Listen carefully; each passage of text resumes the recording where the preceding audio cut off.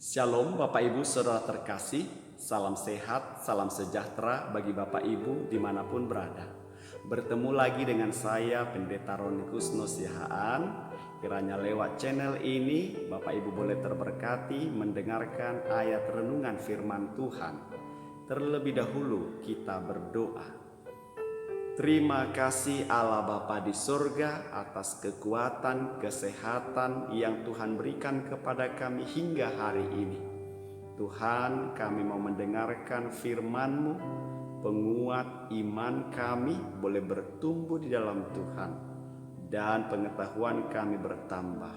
Biarlah kuat kuasa Tuhan yang bekerja lewat Roh Kudus-Mu memampukan kami melakukan firman Tuhan.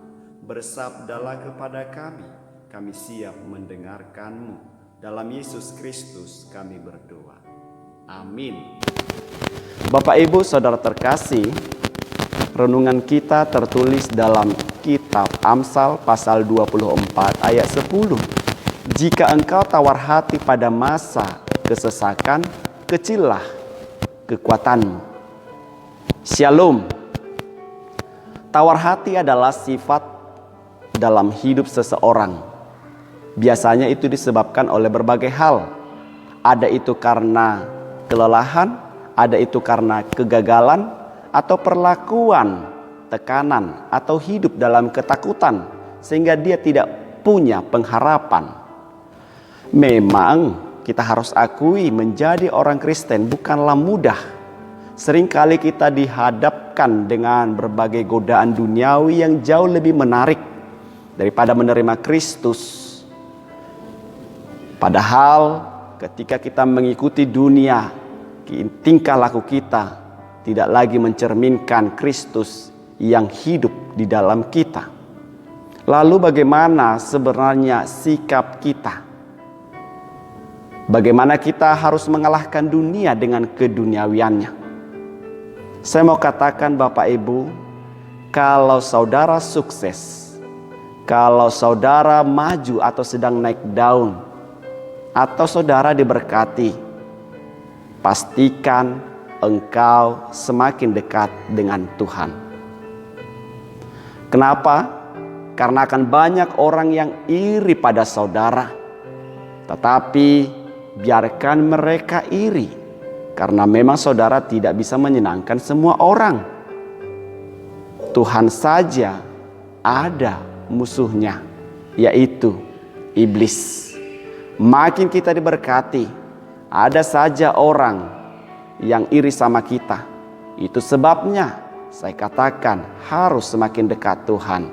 Saya mungkin terlalu percaya untuk mengatakan orang yang percaya bila dekat dengan Tuhan, Tuhan akan memberi pembelaan. Karena itu bila engkau melakukan sesuatu, lakukanlah semuanya untuk Tuhan, bukan untuk manusia. Karena kalau melakukan seperti untuk Tuhan, dia tidak akan pernah merasa tertindas. Tuhan tetap selalu tahu akan segala sesuatu. Jangan pernah pusing apa kata orang, tetaplah ingat Tuhan. Jangan takut. Jangan menghindari peperangan. Ketika engkau menghadapi masalah, hadapilah. Tetap ingat engkau disayang Tuhan, dicinta Tuhan, dan dibela Tuhan. Saudara tahu bedanya orang yang bodoh, orang biasa, atau orang-orang yang terberkati? Orang bodoh biasanya kalau menghadapi masalah dia akan lari. Orang biasa kalau menghadapi masalah dia akan menangisi. Tetapi orang-orang yang diberkati Tuhan, dia akan menghadapinya dan mengandalkan Tuhan dalam hidupnya, dan raihlah kemenangan yang Tuhan janjikan itu. Kita bukan pengecut, bukan cengeng atau penakut. Kita hadapi setiap tantangan, kita selesaikan setiap masalah. Tuhan akan memberi kita kemenangan gilang gemilang.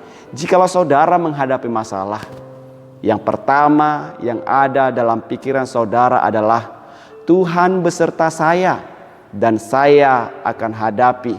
Allah turut bekerja dalam segala hal untuk mendatangkan kebaikan, kekuatan kepadaku. Saudara, Yosua juga dalam Alkitab ketika dia mau melanjutkan kepemimpinan dari Musa, Tuhan berfirman kepadanya di dalam Yosua itu, Pirmatodim, aku katakan kamu harus kuat, teguhlah, karena Tuhan Allahmu menyertai engkau kemanapun engkau pergi. Hari ini ada banyak ketakutan yang membuat kita hampir-hampir tidak memiliki pengharapan. Tapi saya yakin umat Tuhan dimanapun berada, andalkan Tuhan, jangan tawar hati. Akui kelemahan kita memang di hadapan Tuhan, dan jangan batasi kuasa Tuhan untuk bekerja. Andalkan Tuhan, Tuhan akan memberimu kekuatan, kemampuan, bahkan sukacita. Diberkatilah firman-Nya, dan saya berdoa semua umat Tuhan boleh dipulihkan, diberikan kesehatan, Tuhan berikan kekuatan yang baru. Amin. Terima kasih Bapa di sorga atas firman-Mu yang mengajarkan kami untuk kami boleh menghadapi setiap pergumulan hidup kami mengandalkan Tuhan. Beri kami Tuhan kekuatan yang sempurna daripada Engkau. Berkati umat-Mu, berkati para pelayan hamba Tuhan, berkati setiap kegiatan aktivitas kami sehari-hari. Di dalam nama Tuhan Yesus kami berdoa dan mengucap syukur. Amin. Selamat pagi Bapak Ibu, selamat beraktivitas. Tuhan Yesus memberkati.